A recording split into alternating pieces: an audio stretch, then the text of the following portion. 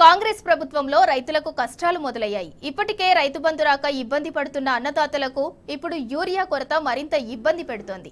గంటలు గంటలు లైన్లో నిలబడినా యూరియా దొరకటం లేదని రైతులు ఆగ్రహం వ్యక్తం చేస్తున్నారు. తాజాగా నిర్మల్ జిల్లా కుంటాల మండలంలో అధికారులు యూరియా సప్లై చేశారు. మొత్తం 1350 బ్యాగులు పంపిణీ చేసేందుకు అధికారులు సిద్ధం కాగా వీటి కోసం రైతులు భారీగా తరలివచ్చారు. దీంతో రైతులను అదుపు చేసేందుకు పోలీసులు మోహరించి యూరియాను అందించారు. అయినా కొందరికి అందకపోవడంతో రైతులు ప్రభుత్వం తీరుపై ఆగ్రహం వ్యక్తం చేశారు.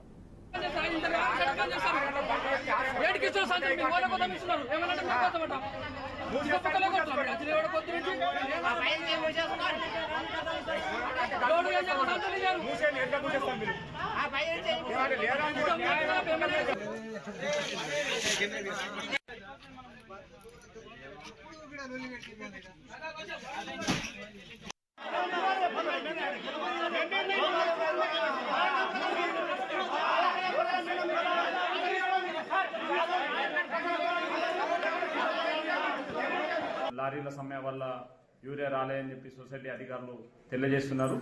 దీన్ని అధిగమించి ఇక మొత్తంలో యూరియా సమస్య లేకుండా కుంటాల మండలానికి 5-6 లారీల యూరియా తీసుకొస్తే ఈ దఫా సరిపోతాయి.